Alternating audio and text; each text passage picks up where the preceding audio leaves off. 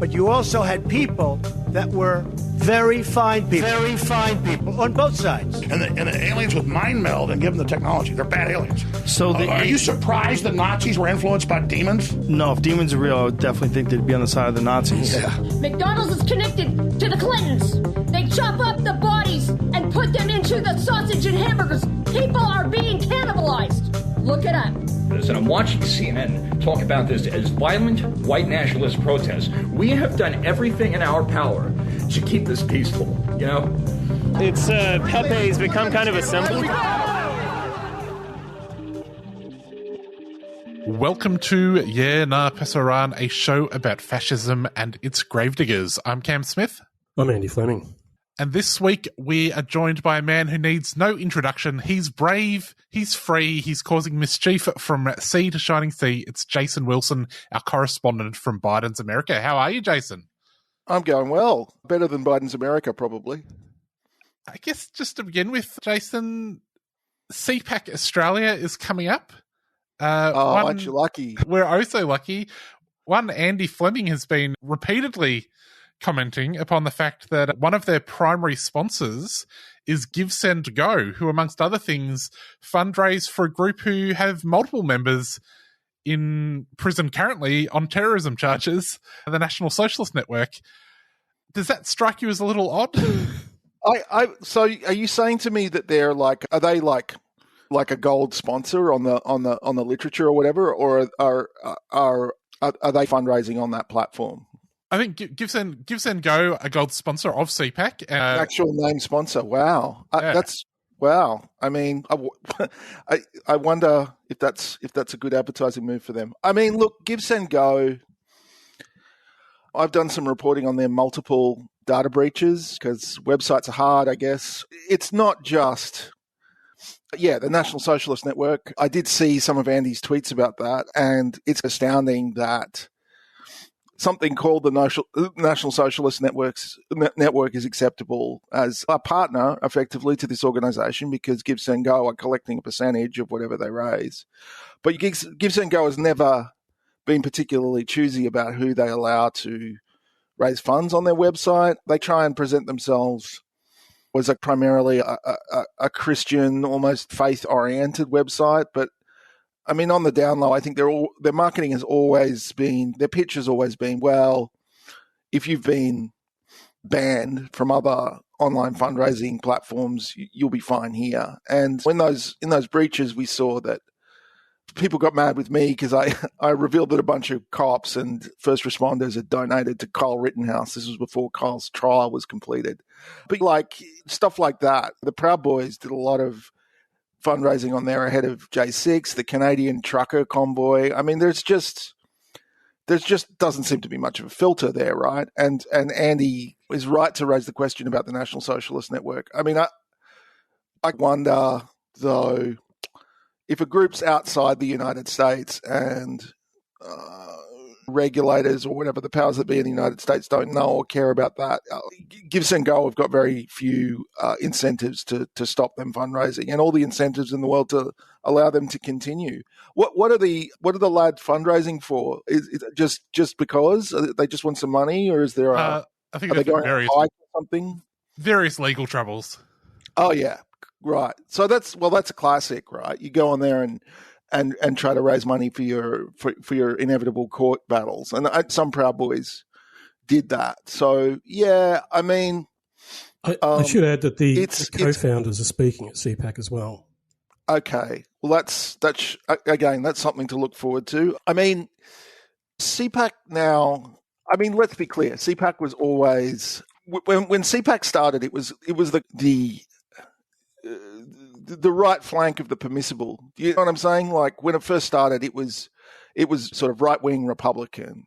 But now, subsequently, it's found itself outflanked on the right by things like whatever Nick Fuentes is up to and various more explicitly white nationalist or far-right groups who now get an audience among Republicans, the events that they held. And I feel like CPAC has drifted farther to the right, and they've made all of these overtures, like the Hungary event that they now have every year. They have an event in Hungary, and that's helped to make Orban this figure of, what's the word? It's made Orban into an icon of the American right, even though he runs a frankly illiberal, an admittedly illiberal, quite authoritarian and quite anti-LGBTQ, anti-immigrant government, right? But I mean, it's comical in Australia because I'm not saying that the far right has no purchase in Australia. That's obviously not true. But the quality of the far right media figures in Australia is a little less impressive than in the United States. And when Mundine's running it, right? Warren Mundine's running the show, chairman, right? Or the chairperson of the yeah. I mean, people like that. It's funny that Australian, again, in the sphere of the permissible, people who are on Sky News and stuff, which are the people who show up to speak at this thing, right? They're not yet having members of the National Socialist Network speak there. Well, not quite, although I did notice one person who was slated to speak and seems to have, as of the time of recording on Tuesday morning, has quietly disappeared from the website, was Elijah Schaefer, who was kidding. At J6, I believe, has recently been tweeting things like polls like, which of these places would you feel safest to live in? Black American city, African country, Washington, D.C., or Nazi Germany? Of course, Twitter or X users have replied they would feel safest living in Nazi Germany, 60.9%. And he's also recently had neo-Nazis on his mildly offensive or slightly offensive, or whatever it's called, video podcast. Elijah Schaefer also was bounced from a job at The Blaze for alleged or reported sexual harassment of colleagues as well, right? So I'm surprised that he was ever on the program. Was there any specific protest about him being there, or did someone just realize the clerical error that they'd made? I don't think anyone's really kicked up a fuss about it yet. I see. I mean, I see Matt Schlapp, who's the CPAC Supremo, what's his name from the WWF? Vince McMahon. Yeah, he's like, Matt's the Vince McMahon of CPAC, and he's got a scandal, a sexually related scandal happening in the background too, right? Which is that he allegedly assaulted one of Herschel Walker's campaign workers last October, and that caused, or gave some people permission to not show up at CPAC in the United States this year. So this is a very strange and discreditable. It's a discreditable association for anyone to have, I would have thought. But like, now that I'm looking at the speakers list, the likes of Barnaby Joyce and Ted O'Brien and Moira Deeming, I mean, these people are just desperate for any legitimacy, any attention, any connection to anything that might appear successful. Pauline Hanson, goodness me. What, John Anderson? I've heard John Anderson has become a little bit of a, what is the word? An alternative media star in his own right, or at his own level. Is that correct? I mean, he's got this podcast that's pretty out there, right? Is that correct? Am I right in saying that? No, I've not had the pleasure of listening to Mr. Anderson on his podcast. But I suppose he'd be one of a number of, I guess, superannuated conservative MPs who've decided to reinvent themselves as podcast guys or something of that sort. Yeah, okay. I mean, why not? Let me fill you in. So the conversation is called John Anderson Conversations. The podcast is called John Anderson Conversations. And if I recall correctly, Mr. Anderson was himself an early example of a Christian right figure in Australia when that position couldn't necessarily speak its name as easily, but he was definitely on the religious conservative side. And I see that some of the conversations he's had, so this March he had a conversation with Douglas Wilson, who runs Christ Church out in Moscow, Idaho, who I've done some reporting on, who's very much a theocratically inclined individual who is from that strain of very conservative Presbyterianism, where like he's not necessarily going to engage with national politics. He's just waiting around for the collapse and they'll take over and administer everything under godly law. He's had your Hazoni on, who's like, I think he's like a national conservative type figure here in the United States. He's had, a bunch of pretty weird Melanie Phillips, she was a Daily Mail columnist for a long time. Again, anti-LGBTQ, anti-immigrant. Stephen Pinker. But yeah, it's like this weird collection of sort of pretty dank Christian right types for the most part. He had a conversation with Zuby, the anti-vax rapper. Yeah, so it's free thinking, obviously. And as long as he's not cancelled off Apple Podcasts, I guess he's going to keep doing that. Like the latest one was published on the 10th. So yeah, I guess I feel like two things are true in Australia. One is that conservatives here, there's something to it when they rail against the liberal media to an extent, right? Like, I mean, in the sense that the New York Times and CNN and the LA Times, like the big metro newspapers and a whole bunch of broadcasters, are not so much ideologically progressive, but they're at least trying to stake out some center ground, right? And maybe some of them, it's like a millimeter left of center just because, for the most part, because that's where they're led commercially, right? And things like NPR are trying to be dead center, at least in relation to their audience and all that stuff. And so there is like some substantial thing that you can call the liberal media. Now that's, to the extent that exists in Australia, it's both smaller in size and proportionally much smaller, and conservative right-wing outlets are much more sort of dominant and hegemonic in Australia. So they don't have as much to rail against, and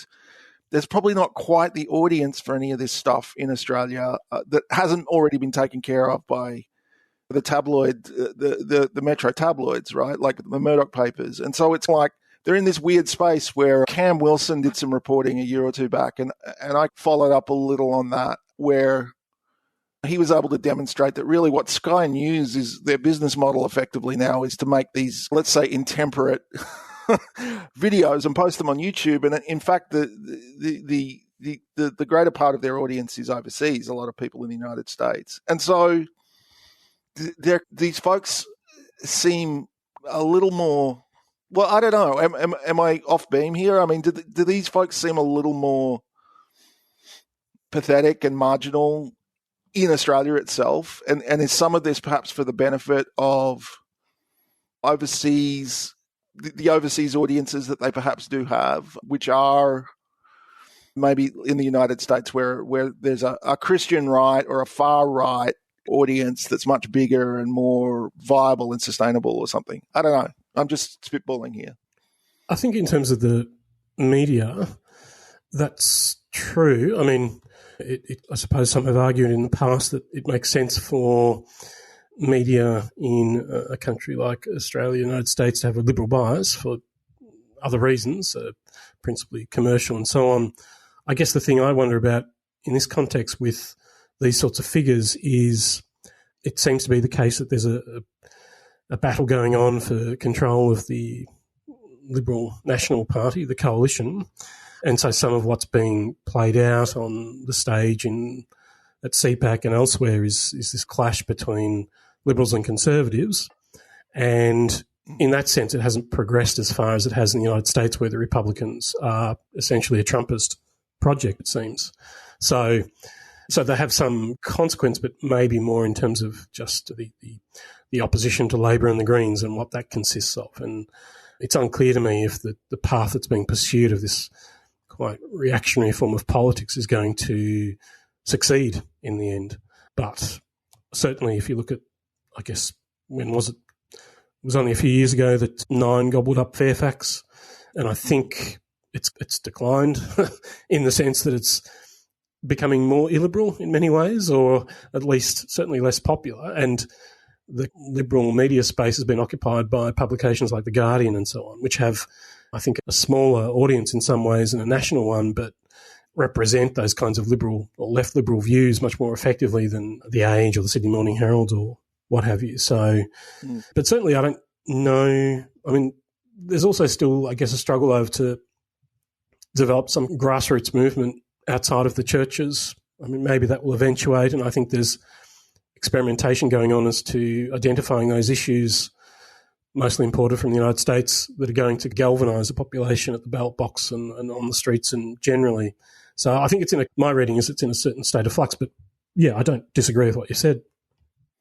Yeah, I mean, I think also in Australia, there's a dynamic here that I think we've discussed before on this show, where between conservative media here in the United States, which tends to attack congressional Republicans, especially leadership from the right, in an effort to drag them right and to stop them compromising with Democrats on anything, and also because whatever, that's show business, right? And they've got a lot of influence over the kinds of people who vote in Republican primaries, and so that means that a lot of primaries just become people trying to outflank each other on the right, which obviously affects who gets elected, which in turn affects how that has a big effect on how that effectively makes any representative body more dysfunctional than it already is, and that dynamic feeds itself, and hence we get Marjorie Taylor Greene not only being elected to Congress, which would have been, obviously fruitcakes have always been elected to Congress, but like someone like her being elected maybe was conceivable 10 years ago, but for her to effectively be in a leadership position and closely allied to Congress's the Speaker of the House, Kevin McCarthy, because she helped him out in his battle to become Speaker of the House against the right-wing revolt. For that to all be in place that's sort of new territory, but it doesn't seem like, it seems like that's only heading in one direction.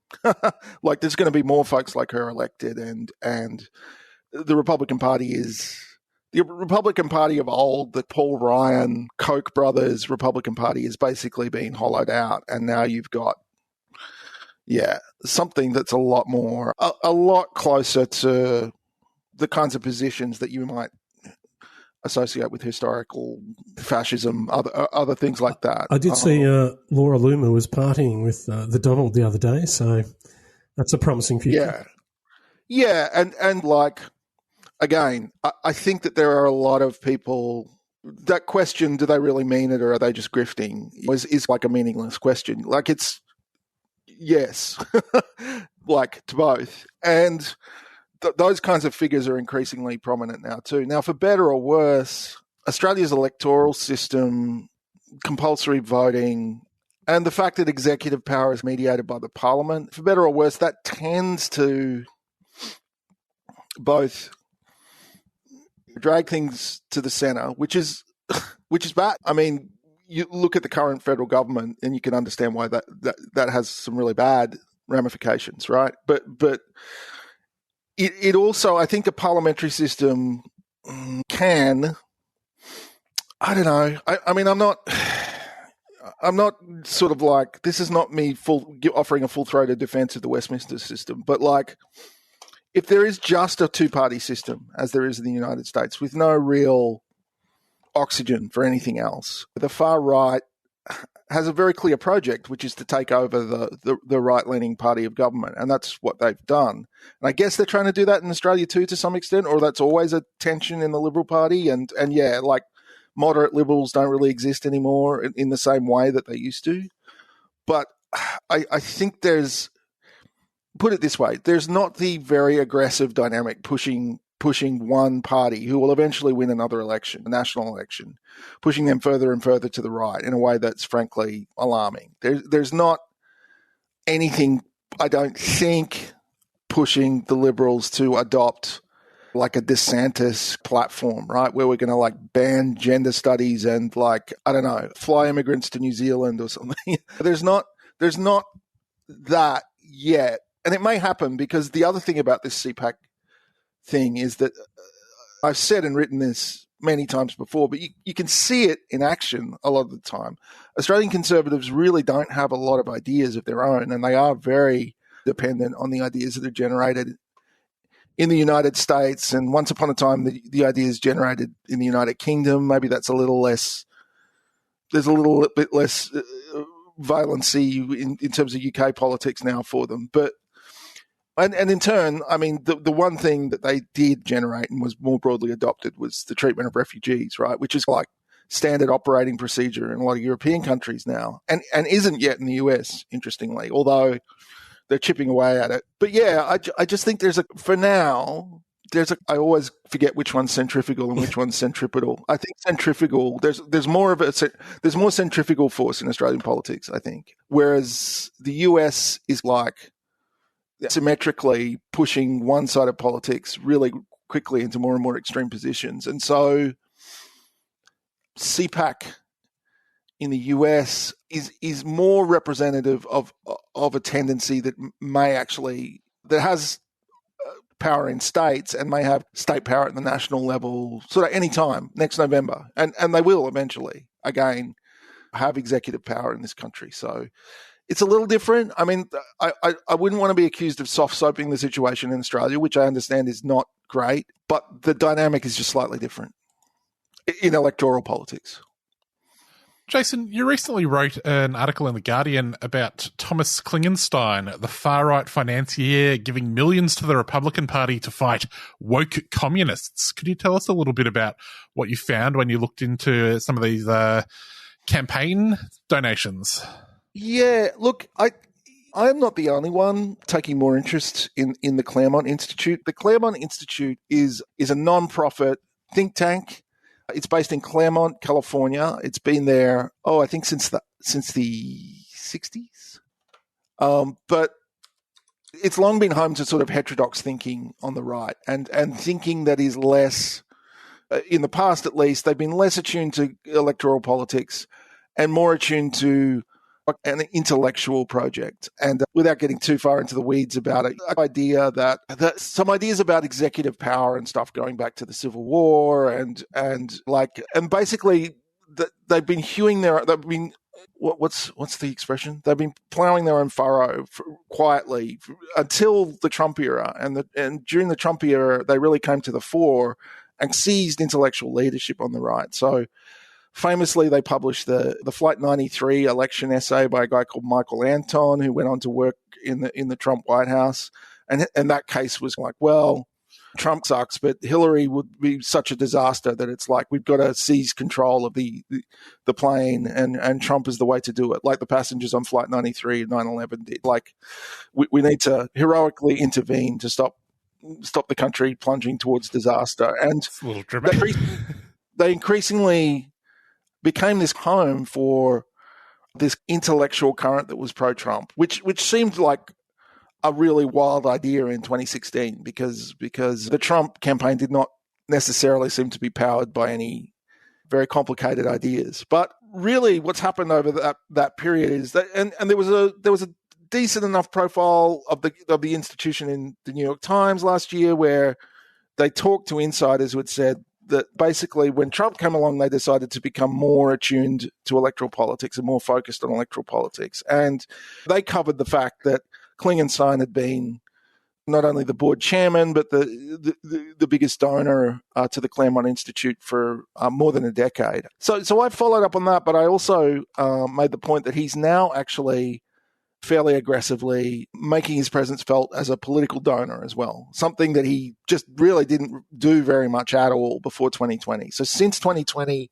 he's emerged as a major political donor as opposed to simply someone who's funding the generation of right-wing ideas. So one of the networks he's in, the network of donors around the Club for Growth Political Action Committee, he's donated $7 million to them since 2020. So he's the fourth largest.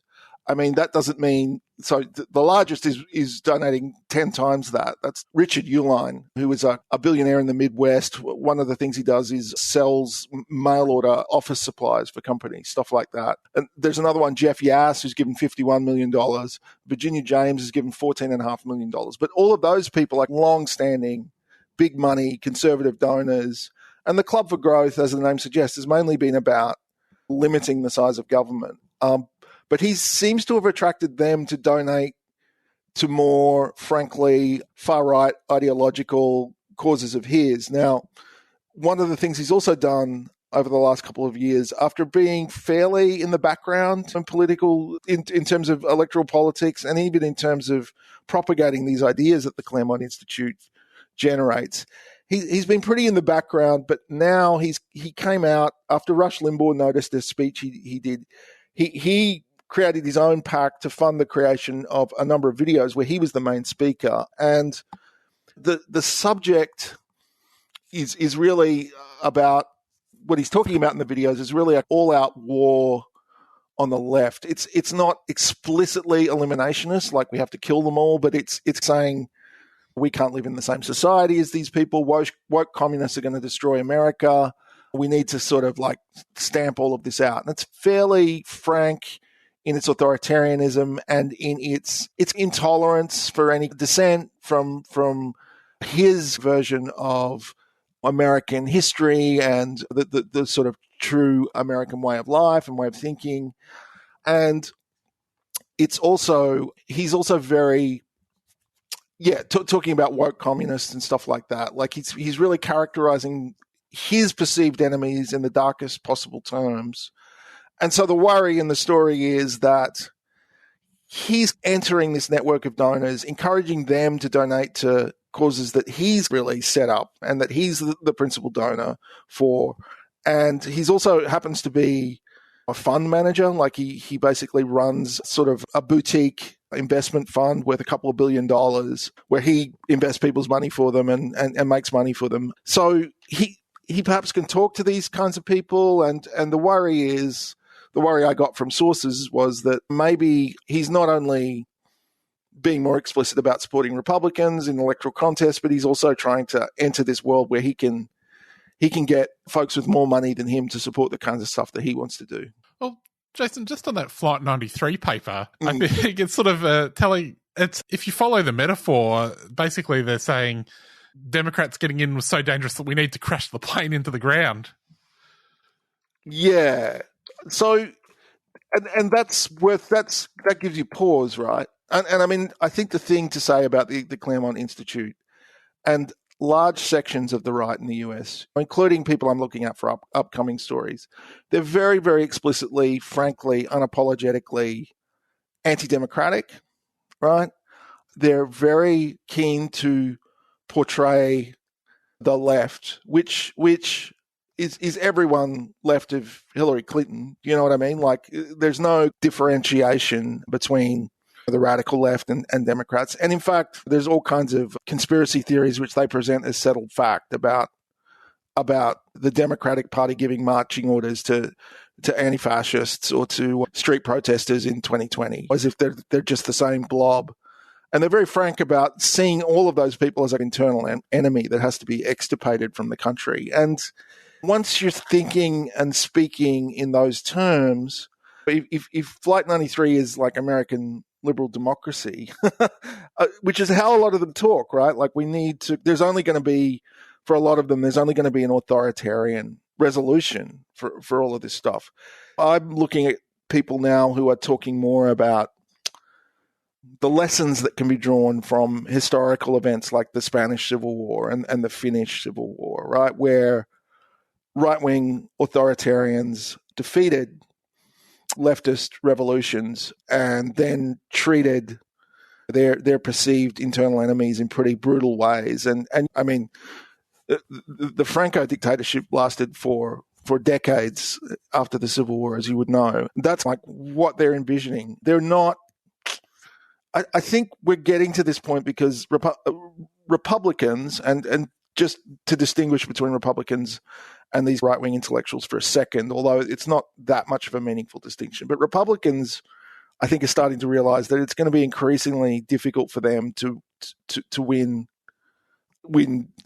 any semblance of a free and fair election, right? It's just going to be harder and harder for them to win electoral majorities because they've so thoroughly backed themselves into a corner as an ethnic party, a party of white people. So, and no one's actually causing this or orchestrating it. It's no one's plan, but the demographics of the country are changing.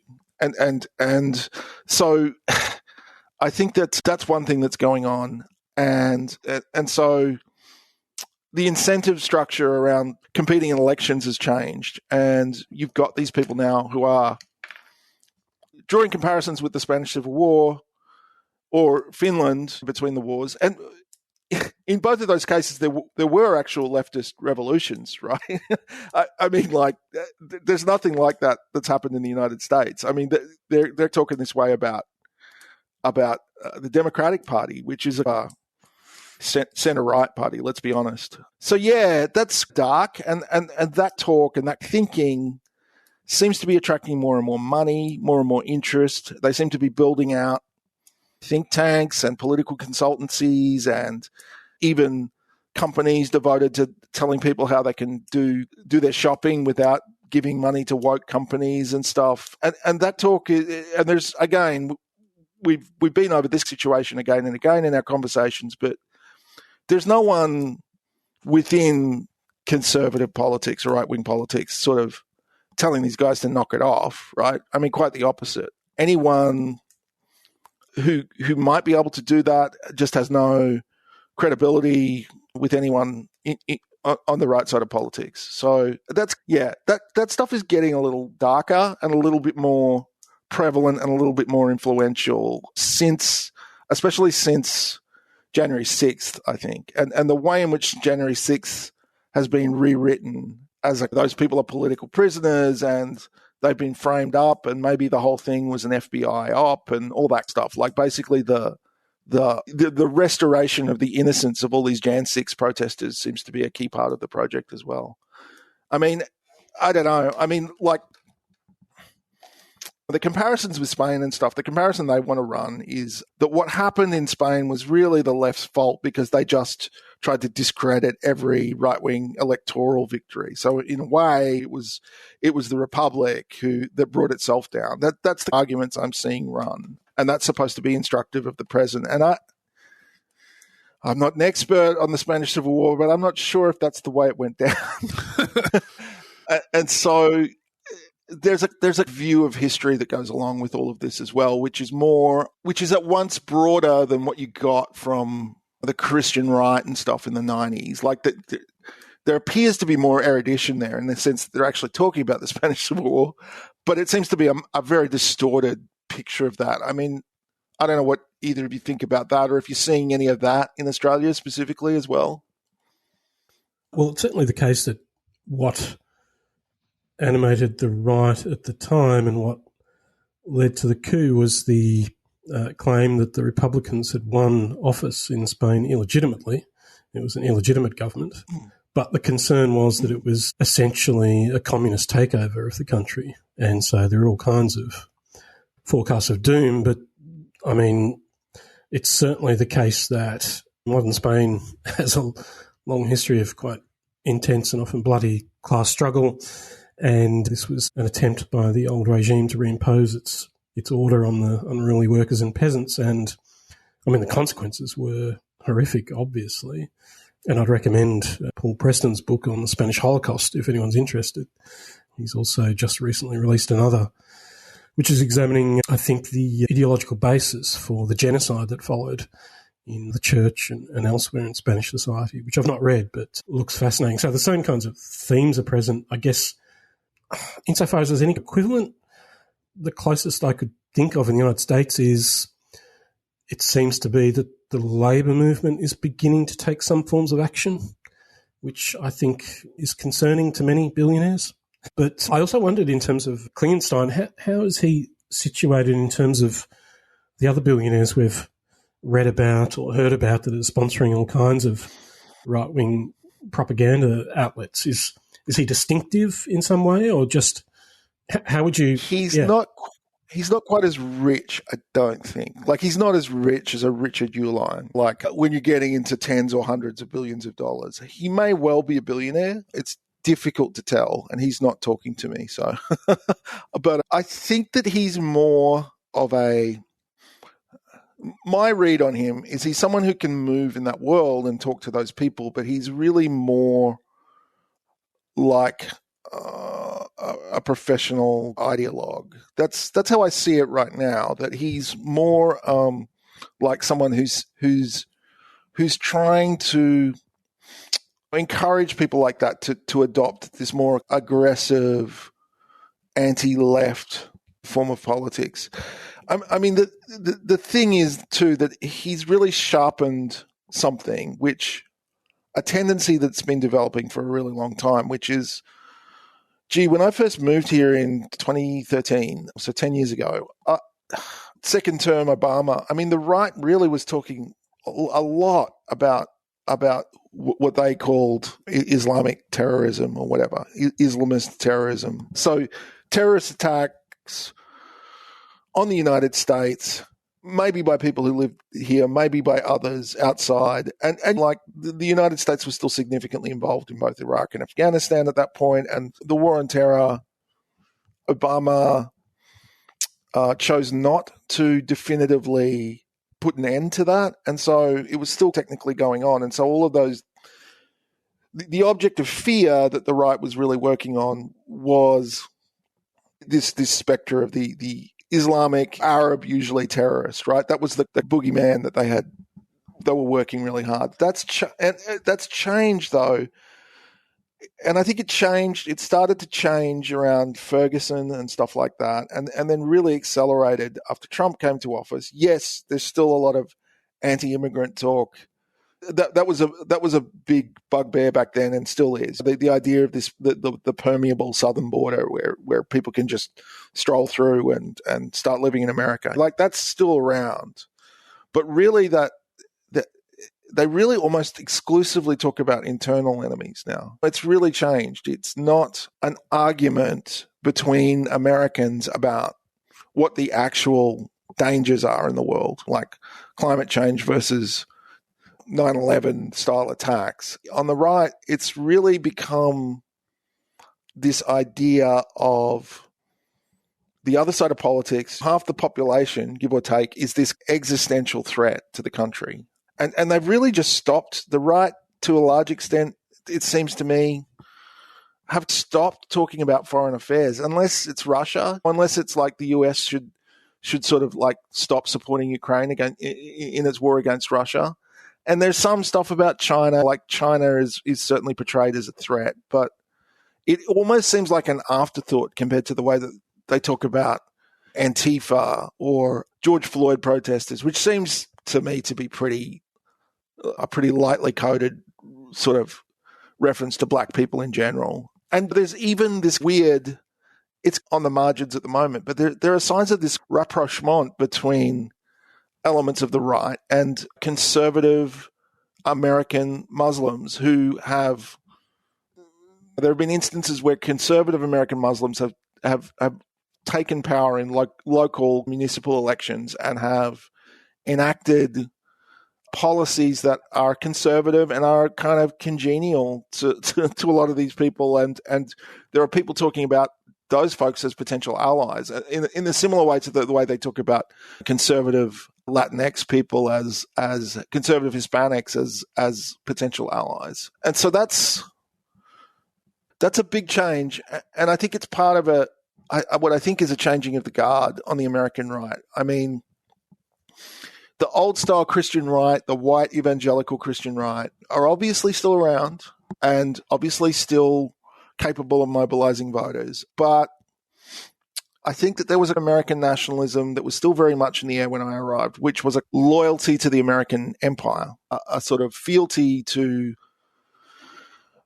the American empire's project in the Middle East, including the defense or sponsorship of Israel and Saudi Arabia and other regional allies against Iran, others. Now when we're talking about someone like Klingenstein and the Claremont people and I guess the broader network around them, they're either indifferent or hostile to that imperial project and tend to have what would once have been called a non-interventionist politics. The sort of pre-World War II right was very much like this. They tend to be far less guarded about any anti-Semitic sentiments they might have. There's a disproportionate sort of number, I think, of traditionalist or anyway right-wing Catholics as opposed to evangelical Protestants, and they might have the similar views on, say, abortion, but it seems, whereas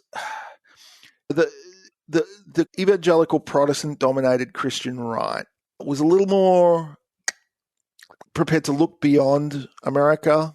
None of this is praise necessarily. It's just trying to mark out some differences. They were a little less inclined to just simply say that elections were illegitimate and electoral politics was not a useful thing to engage in. A lot of these folks are much more like talking about a Caesar, talking about some authoritarian resolution to the problems that they see in the country.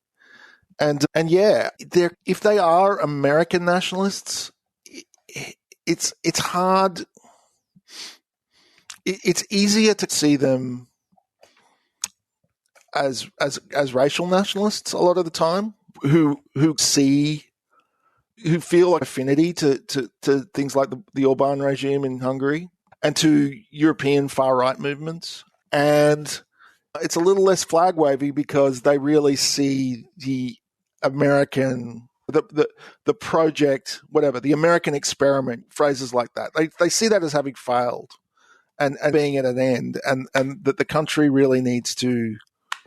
Klingenstein funds this organization, which I may or may not return to in my reporting, called New Founding. And that's a nice phrase. It sounds like a nice, optimistic phrase. But what's behind that is they really think that the country needs to be refounded, or basically it needs to be put on a completely different foundation than the one that it's been on since, say, the Civil War, right? With explicit commitment, however imperfectly executed, to racial equality and eventually the enfranchisement of women along with black people, and then the ending of the Immigration Act in the 60s and the Civil Rights Act in the 60s, and the increasing civic freedoms of LGBTQ people, and like just a general greater attention to minority rights. I would say that, like, you can draw a line from the end of the Civil War, and especially from the end of World War II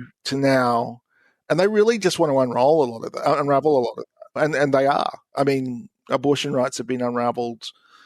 That's no longer a constitutional right. The affirmative action has been basically defined by the Supreme Court as racism, and I mean, they're really pushing back aggressively on things like voting rights. Like in the 1960s, one of the things that happened was that, apart from desegregation, was an actual effort to make sure that the votes of black people in the South were not just gerrymandered out of existence, and that's being rolled back as well. So it's pointedly reactionary. It's not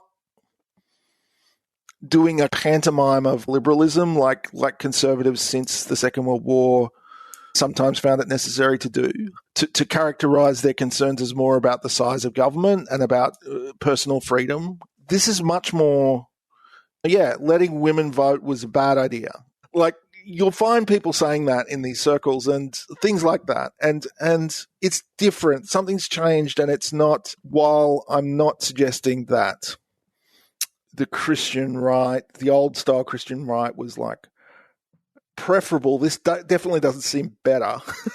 And I think that a lot of this is happening in Europe as well. And I'm not sure if it's happening in quite the same way in Australia, but I think there are figures there, and you'll be able to recall some of them better than me, who are much more in that darker, more authoritarian, more frankly anti-democratic mode. They may just not have quite as much momentum or money as their friends over here do. But yeah. Jason, I wanted to ask, you made reference to Antifa previously, and did notice that one of Antifa's critics in the Pacific Northwest was in court recently making various claims, but the courts were not so persuaded. I'm wondering how your colleague Andy Ngo is faring in the wake of the loss. So it's not clear. Well, I think it was, we learned in open court what had long been assumed or rumored or maybe even reported, I'm not sure, but that Andy doesn't actually live in Portland anymore. He seems to live in the UK, at least some of the time. But That he would was explain the accent. Yeah.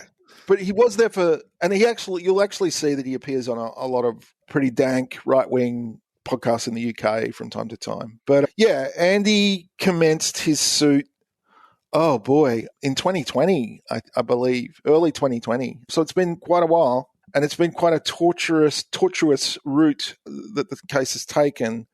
Originally, he was suing Rose City Antifa and a couple of named activists and a whole bunch of does, John and Jane does. They put it that way in complaints if they don't know who they're suing, over him getting punched and milkshaked at a rally in 2019, which made him briefly a cause célèbre on the right. And so he was assisted in bringing suit by someone who I've also done some recent stories on, Harmeet Dillon. She's a San Francisco lawyer and a Republican National Committee woman who runs a nonprofit called the Center for American Liberty. My reporting, I showed that she funneled $1.3 million from that nonprofit to her own law firm, who was the biggest contractor for the nonprofit, which is generally not the done thing.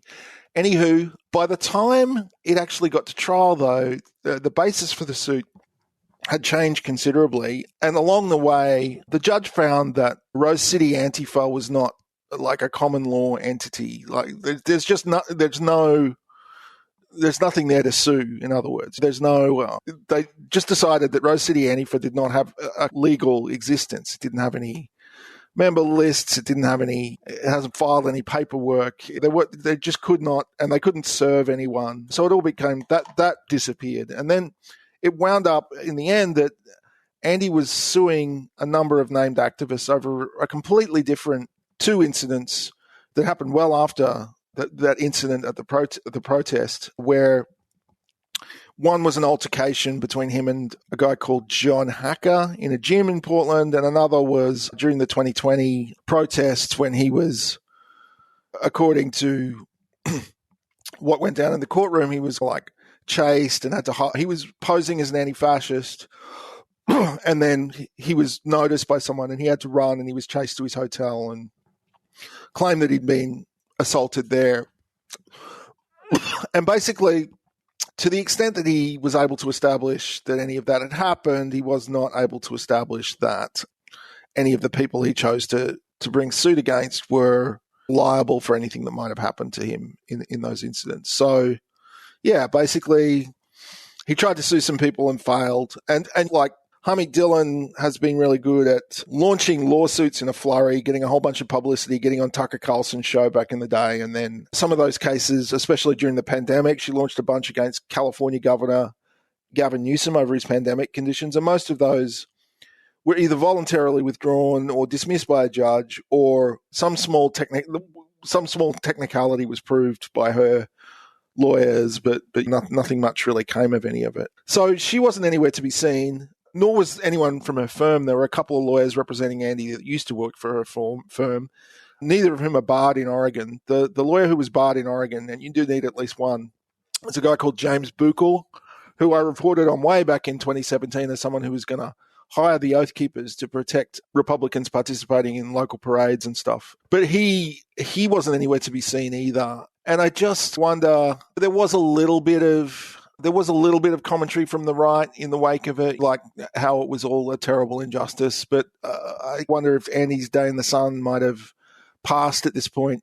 He certainly, part of the rhetoric he was using when the incident at that protest first happened in 2019 was like the tolerant left are beating up a gay man because he's gay and has been openly gay for the whole time. So and that was the claim, like the left claims to be protective of and supportive of all of these different identity groups, and yet they punched a gay man and that worked well for a while, but basically the right in the United States now is absolutely convulsed with full-throated homophobia, where people are extremely happy to conflate transgender people with pedophiles, to conflate drag queens with pedophiles. And like a lot of them are just not too shy about conflating gay people with pedophiles. And sometimes gay conservatives get a pass. I mean, I don't think no one relatively mainstream is calling like Dave Rubin a pedophile openly, although he's had trouble as well because his boss is Ben Shapiro, I think, and he's appealed to him publicly to like be a bit more understanding about the fact that Dave Rubin is married to a man and they're going to adopt kids and stuff, and that has not gone well. So yeah, it's like the stars aligned for him for a second there in terms of being a person and being in a situation where the whole right could get behind him. But that, I don't know, that moment maybe has passed. And as I said, I'm pretty sure he's not living in the country anymore. So we may not hear too much more from Andy, I suspect. I think he may have served his purpose. Although he did try and get this concept Trantifar going about a month ago, where he was saying, I mean, I don't know the details, but he was trying to shoehorn his issue, the Antifa thing, into the anti-transgender panic. And I don't think that went very well. I mean, he might have been on Newsmax expounding it, and then that didn't go too much further. So did the richest man in the world... He's got a very tight circle. Sorry, go Jason, ahead. Did the richest man in the world not leap upon this? Oh, yeah. I mean, sure. But again, I mean...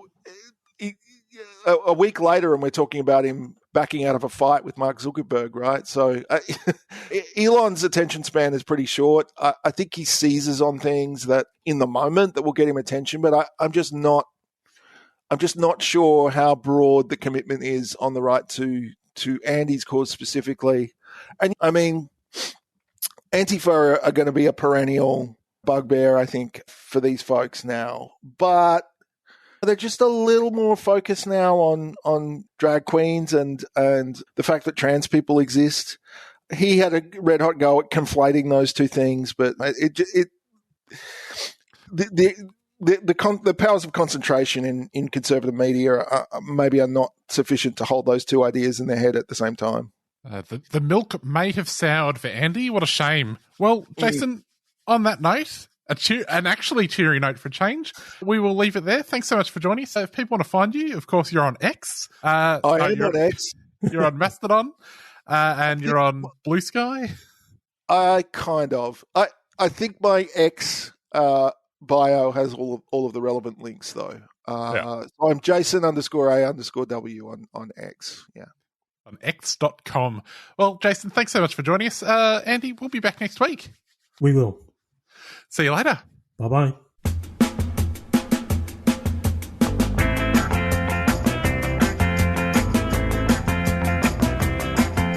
I try to explain, but you don't see. No one can give you more love than me. You say you're waiting for just the right one. You'll try to find me when he lets you down. When you find out I was the one. When you find out I was the one. This is the last time I'm gonna try. I still want you, but I'll say goodbye. You say you're waiting for just the right one. You'll try to find me when he lets you down. When you find out I was the one. When you find out I was the one, I'll be gone. When you find out it's gonna be pretty hard on you, I'll be gone. When you find out, I hope there's still something you can do. This is the last time I'm gonna try. I still want you, but I'll say goodbye.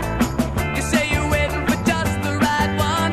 You'll try to find me when he lets you down. When you find out I was the one. When you find out I was the one, I'll be gone. When you find out it's gonna be pretty hard on you, I'll be gone. When you find out, I hope there's still something you can do.